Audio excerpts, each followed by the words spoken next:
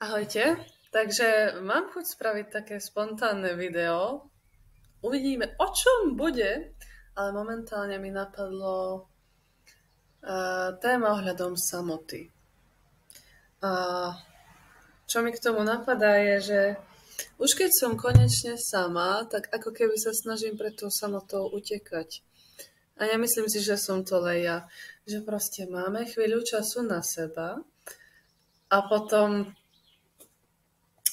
robíme všetko iné preto, len aby sme nemuseli čeliť tej samote. To znamená, nejaké povinnosti, jasné, aj tie sú dôležité spraviť, ale dokedy budeme utekať pred sebou?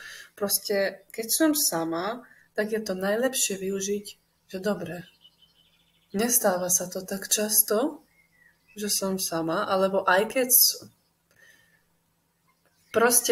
som, tak robím niečo iné, len aby som nebola sama so sebou.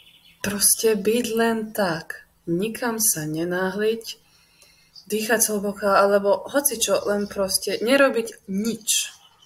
Nič, zastaviť sa, povedať si, OK, teraz mám čas pre seba, tak to využijem. A začať dýchať hlboko, alebo proste si povedať, čo ma trápi, čo mám na srdci, alebo si povedať nahlas a nenechať tie myšlienky len tak blúdiť stále dokola. No a proste len tak byť, dovoliť si len tak byť, pretože to není normálne, aby sme stále niečo robili. My proste sme tvorivé bytosti, to áno, ale potrebujeme aj oddych.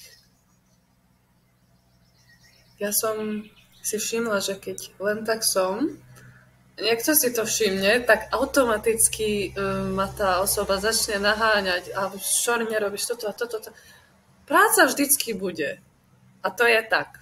Práca vždy bude, ale nesmieme nechať sa tým pohltiť natoľko, že proste zabudneme. No a samozrejme, ako ináč, keď už sa rozhodnem, že chcem niečo robiť, alebo len tak byť, aj pred chvíľou zazvonil mi telefón a povinnosti už volajú. Takže nevadí, ale aj tá malá chvíľka samoty proste, buďte sami v sebe.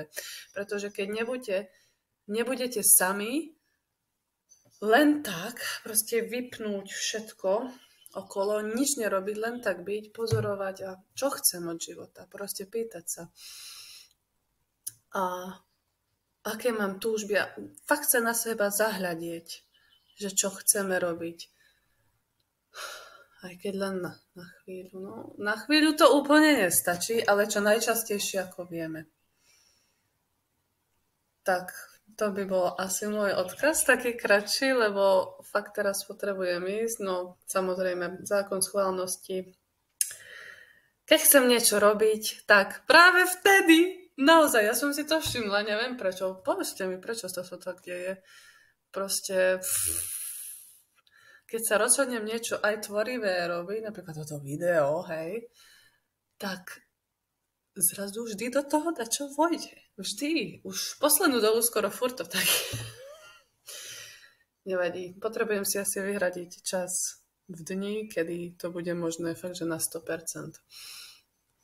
Takže asi tak. Dobre, tak ďakujem za tvoju pozornosť a teším sa na ďalšie videá a nezabudni dopriať si čas pre seba a byť len tak a pozorovať.